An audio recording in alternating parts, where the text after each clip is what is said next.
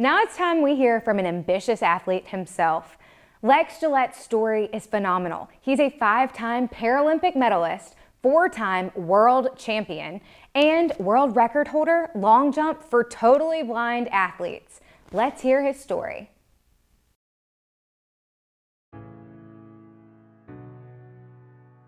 I'm Lex Gillette, 5-time Paralympic medalist, 4-time world champion, and world record holder in the long jump for totally blind athletes.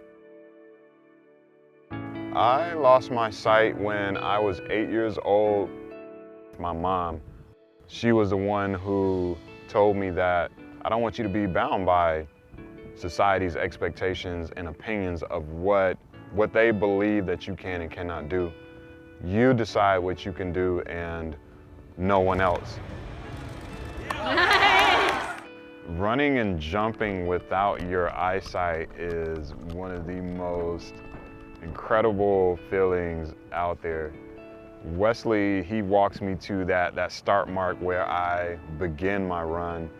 He'll then jog to the opposite end, which is about 115 feet, 34, 35-ish meters away, giving me the best target possible with his voice and his clapping hands. When I leave the ground though, to jump and soar through the air, ooh, there you go, and eventually land in the sand, that is my way of defying gravity. I equate gravitational pull to naysayers and people who attempt to hold you down and lock you to the earth. No one is going to lock me to the earth. I'm going to fly. Big breath, get tight. Never be bound by other people's expectations and opinions. Understand that there is a duality in life. You're going to have good times, you're going to have some bad times. There's positive, there has to be negative. But when you experience those negative moments in life, when you experience those times that seem very overwhelming, very daunting, seem to weigh you down, you just know that just beyond that is something incredible and something amazing. No need for sight when you have a vision is a mantra that I came up with. Eventually, I started to notice that it was much more than just something to stamp on a pamphlet or a website. It's my life. At the end of the day, it's not our eyes that ultimately determine success. It's our ability to see that vision, to develop that plan, connect with the right people, and do everything in your power to bring that vision into fruition. My ultimate goal as an athlete is to go to the Paralympic Games and to win a gold medal. Beyond athletics, my goal is to continue being an advocate, a mentor, an ally, and be a guide for other people so that they can navigate down their own runway and soar into their destiny. Should you take health advice from the internet and social media? Here's what you need to know.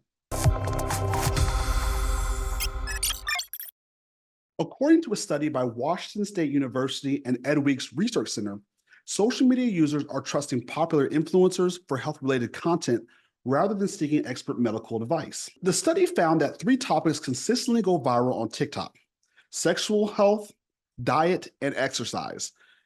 From a health communications perspective, this is kind of concerning because many of these videos focus on an aesthetic and sometimes dangerous advice, like this person encouraging people to stop drinking water. Why you stop drinking water and why you should too, part 4. In this study, a group of doctors analyzed 500 TikTok videos for studies related to health, ADHD, trauma, and depression. They discovered over 83% provided misinformation, and 91% of it featured individuals without proper qualifications or even licensing. So I reached out to David Montgomery, board-certified cardiologist in internal medicine, news contributor, and managing partner at Prevent Clinic Atlanta. When it comes to the internet, is it ever okay to use that to diagnose a medical problem? So I want you to read. I want you to use it all you want to. Don't bank on it. I want you to then take that information, be informed, and then go talk to a doctor. That's the missing piece. If you then, do the diagnosis and then sit there and say, oh yeah, I got it. This bump is just a mosquito bite.